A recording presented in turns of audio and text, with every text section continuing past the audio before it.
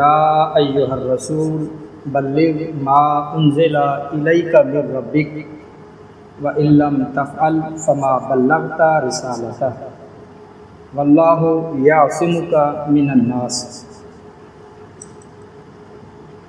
عنوان گفتگو اہمیت عزاداری۔ عزاداری کی حقیقی شناخت کیا ہے اور عزاداری کا فلسفہ کیا ہے، یہ چیز مشہور ہے فلسفہ دین کے ساتھ۔ پہلے یہ سمجھا جائے گا کہ دین کیا ہے اور دین کا فلسفہ کیا ہے، پھر جب دین اور دین کا فلسفہ سمجھ میں آ جاتا ہے تو پھر وہیں سے ایک اور موضوع قرآن بتاتا ہے، وہ ہے ولایت اور فلسفہ ولایت۔ فلسفہ ولایت جب سمجھ میں آ جاتا ہے تو پھر انسان عزاداری میں داخل ہوتا ہے۔ انسان سمجھتا ہے کہ عزاداری کیا ہے، اور انسان یہ سمجھ سکتا ہے کہ فلسفہ عزاداری دن ہونا ہے۔ اب جس امام کا ظہور 10 محرم والے دن ہونا ہے، اس امام نے کرنا کیا ہے؟ قرآن بتاتا ہے کہ جو کچھ حضور اکرم صلی اللہ علیہ وآلہ وسلم کے ذمہ تھا، وہ سارا کچھ امام زمانہ عجل اللہ تعالی فرجہ الشریف کے ذمہ ہے،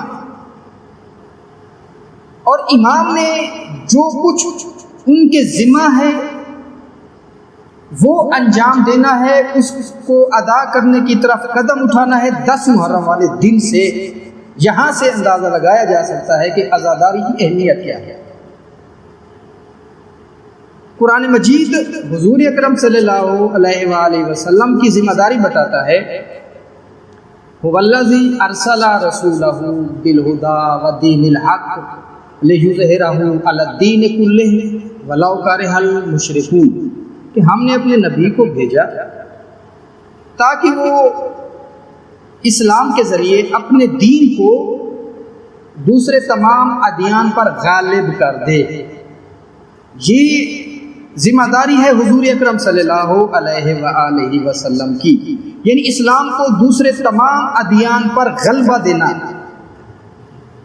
اب وہ غلبہ ابھی تک نہیں ہو رہا، مسلمان مستضعف ہیں، مسلمان مظلوم ہیں، ہر جگہ مسلمانوں کے اوپر ظلم ہو رہا ہے، لیکن جو نبی کی ذمہ داری ہے وہ دین کو غلبہ دینا ہے۔ اب یہ دین کا غلبہ آ کر امام زمانہ نے دینا ہے، اور امام کا ظہور ہونا ہے 10 محرم والے دن۔ تو یہاں سے اندازہ لگائیں کہ 10 محرم کا دن یعنی عزاداروں کے ذریعے غلبہ دین کا دن، دین کے غلبے کا دن۔ وَلَوْ كَرِهَ الْمُشْرِكُونَ، اگرچہ یہ دین کا غلبہ مشرکین کو کتنا ہی برا کیوں نہ محسوس ہو، یعنی عزاداری وہ عمل ہے جو مشرکین پر ناگوار گزرتی ہے، مشرکین کو پسند نہیں، لہذا یہ عزاداری ہم اس کی گہرائیاں نہیں سمجھ سکتے۔ مثلا 2-4 جو جملے ابھی بھی میں نے عرض کر دیے ہیں، یہ بہت بڑی تمہید کے بعد انسان کو سمجھ آتی ہے ان چیزوں کی۔ ایک دوسری چیز کی طرف متوجہ کرنا چاہوں گا، وہ یہ ہے کہ جب امام زمان عجل اللہ تعالی فرجہ الشریف کا ظہور ہونا ہے، روایات میں ہے کہ روئے زمین کی تمام باطل حکومتوں کو ختم کر دیں گے۔ اب یہ جو حکومتوں کو ختم کریں گے امام، تو کس کے ذریعے ختم کریں گے؟ عزاداروں کے ذریعے۔ عزاداروں کے ذریعے امام نے یہ عمل انجام دینا ہے۔ اب امام نے جو عمل انجام دینا ہے وہ کسی معجزے کے ذریعے انجام نہیں دینا، بلکہ جس طریقے سے سسٹم چل رہا ہوگا اسی سسٹم کے تحت امام اپنی امامت کا آغاز کریں گے، اگرچہ کہ امام کی امامت کا آغاز ہو چکا ہے اور چل رہا ہے۔ ہم اس بات کی طرف متوجہ کرنا چاہ رہے ہیں کہ 10 محرم والے دن جو کام امام انجام دیں گے، پہلا کام وہ یہ ہے کہ امام 10 محرم والے دن روئے زمین کی تمام طاغوتی طاقتوں سے اعلان جہاد کریں گے، تمام باطل حکومتوں سے ٹکراؤ اختیار کریں گے امام، اور یہ تمام باطل طاقتوں کے ساتھ ٹکراؤ کس کی مدد سے ہوگا؟ عزاداروں کی مدد سے۔ یہ عزاداری یعنی عزادار کون؟ عزادار وہ کہ جو امام زمانہ کے ساتھ مل کر امریکہ سے لڑنے کی طاقت رکھتا ہو۔ عزادار کون؟ جو امام زمانہ کے ساتھ مل کر اسرائیل سے لڑنے کی طاقت رکھتا ہو۔ عزادار کون؟ جو امام زمانہ کے ساتھ مل کر انڈیا سے لڑنے کی طاقت رکھتا ہو۔ عزادار کون؟ جو امام زمانہ کے ساتھ مل کر روس سے لڑنے کی طاقت رکھتا ہو۔ اس کو عزادار کہتے ہیں، اس کو عزاداری کہتے ہیں۔ عزاداری یعنی تسلسل کربلا۔ ہم بات کو سن لیتے ہیں، ہم گفتگو کو سن لیتے ہیں، لفظوں کو سن لیتے ہیں، لیکن ان لفظوں کی گہرائیوں تک نہیں جاتے۔ اگر ہم ان الفاظ کی گہرائی تک جائیں، ان الفاظ کو سمجھ سکیں، تو ہماری روش کچھ اور ہو۔ اور یہی مثلاً عزاداری تسلسل کربلا، یہاں سے اندازہ لگایا جا سکتا ہے کہ یہ جو عزاداری تسلسل کربلا ہے، تو پھر کربلا کی طرف انسان نگاہ کرے نا۔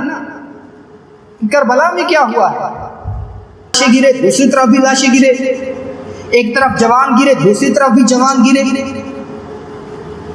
اگر ایک حصہ خون میں تر ہوا، دوسرا حصہ بھی خون میں تر ہوا۔ یہ جو عمل حسین ہے، اس کو عزاداری کہتے ہیں۔ عزاداری تسلسل کربلا۔ کربلا میں کیا ہوا ہے؟ ہمیں کیا حکم ہے؟ کل یوم عاشورہ، ہر دن عاشور کا دن ہے۔ یہ بس عزاداری کی ڈیفینیشن یہ ہے۔ عزاداری یعنی عاشور کا دن۔ عاشور کے دن کیا ہوا؟ جنگ ہوئی، جنگ۔ حسینی لشکر کا ٹکراؤ یزیدی لشکر کے ساتھ، اس کو عزاداری کہتے ہیں۔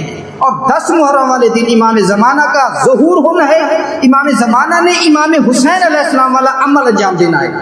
مولا حسین علیہ السلام اپنے دور کے یزید سے ٹکرائے، امام زمانہ اپنے دور کے یزید سے ٹکرائیں گے۔ حقیقی عزادار بھی وہی ہے جو اپنے دور کے یزیدوں سے ٹکرائے، اس کو عزاداری کہتے ہیں۔ تلوار سے تلوار ٹکرائی، جان کے بدلے جان، جسم کے بدلے جسم، آنکھ کے بدلے آنکھ، اس عمل کو عزاداری کہتے ہیں۔ عزاداری تسلسل کربلا، عزاداری عمل حسین کا نام، عزاداری عمل عباس کا نام، عزاداری عمل علی اکبر کا نام، عزاداری عمل علی اصغر کا نام، عزاداری عمل علی قاسم کا نام۔ کل یوم عاشورہ، یہ ہے فلسفہ عزاداری، یہ ہے عزاداری کی ڈیفینیشن۔ ہم اگر سمجھنا چاہتے ہیں کہ عزاداری کیا ہے، تو یہی ہے کہ عزاداری تسلسل کربلا ہے، کربلا کا تسلسل۔ اور کربلا خون ہے، خون۔ ایک طرف اگر 72 لاشیں شہید ہوئے ہیں، جا کر مقاتل کی طرف دیکھیں، ہم تحقیق کریں اس موضوع پر کہ اصحاب حسین نے کتنے یزیدیوں کو مارا، تاکہ ہمیں معلوم ہو کہ اصحاب حسین نے دشمن پر کتنی سختی سے عمل کیا، پھر پتہ چلے گا کہ عزادار کون ہوتا ہے۔ یہاں سے اندازہ ہوگا۔ ہم دیکھیں شہزادہ علی اکبر کی جنگ، حضرت علی اکبر کی جنگ، بعض روایات میں ہے کہ جا کر جب حملہ کیا حضرت علی اکبر نے، تو 180 بندے گرا دیے۔ 180 بندے شہزادہ علی اکبر نے گرا دیے۔ روایات مختلف ہیں شہداء کی، جو مولا حسین علیہ السلام کی طرف سے کہ امام کے اپنے لشکر میں جو شہید ہوئے، ان کی تعداد بھی مختلف ہے۔ جو دشمن فی النار ہوئے، ان کی تعداد بھی مختلف ہے۔ یعنی تاریخی بات میں ہمیشہ اختلاف رہتا ہے، لیکن آپ دیکھیں جو اصحاب حسین تھے، انہوں نے کتنے کتنے یزیدی مارے۔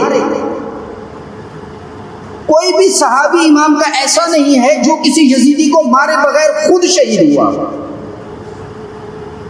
اور ادھر سے مارنے کی جو تعداد ہے، مثلا ہم دیکھیں سرکار وفا، ہمارے ہاں تو جو سرکار وفا کا بتایا گیا ہے کہ بس چپ ساری کی ساری چپ ہی بتائی گئی، جبکہ شہزادہ مولا حسین علیہ السلام سرکار وفا کو لائے ہی اس لیے تھے کہ سرکار وفا مدافع حسین تھے، حسین کے دفاع کے لیے تھے۔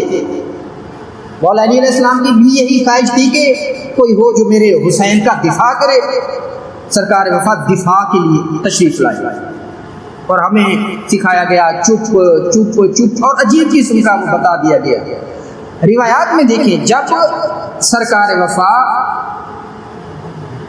پانی لینے کے لیے گئے اور وہیں پر آپ کی شہادت ہوئی ہے، تو 4000 کا پہرا ہے، وہ جو پہرا چھڑوایا سرکار وفا نے جنگ کر کے چھڑوایا۔ ایسا نہیں کہ غازی عباس گئے ہوں اور انہوں نے رستہ دے دیا ہو، نا، غازی عباس نے جنگ کی ہے، اور روایات میں یہ بات موجود ہے کہ 2500 بندے مارے، 2500 مقتول غازی عباس کی تلوار سے ہوئے، جو فنار ہوئے، 2500 بندے۔ شہزادے اکبر کے ایک حملے میں 180 بندے گئے، اور بعض روایات میں ہے کہ مولا حسین علیہ السلام نے کوئی 10,000 یزیدی فنار کیے۔ یہی اعمال حسین، یہی اعمال عباس، یہی اعمال اکبر جو یزیدیت کے خلاف ہے، اسی عمل کو عزاداری کہتے ہیں، اسی عمل کو عزاداری کہتے ہیں۔ امام زمانہ کا ظہور جو 10 محرم والے دن ہے، 10 محرم کا دن جنگ کا دن ہے۔ کس سے جنگ؟ ہمارے اپنے دور کی یزیدوں سے جنگ۔ لہذا عزاداری بہت گہرا ٹاپک ہے، اس کے لیے انسان شناسی ضروری ہے، اس کے لیے دین شناسی ضروری ہے، اس کے لیے ولایت شناسی ضروری ہے۔ یہ چیزیں جب کلیئر ہو جاتی ہیں، پھر جا کر عزاداری کا نمبر آتا ہے۔ دعا کرتے ہیں پروردگار سے کہ ہمیں عزاداری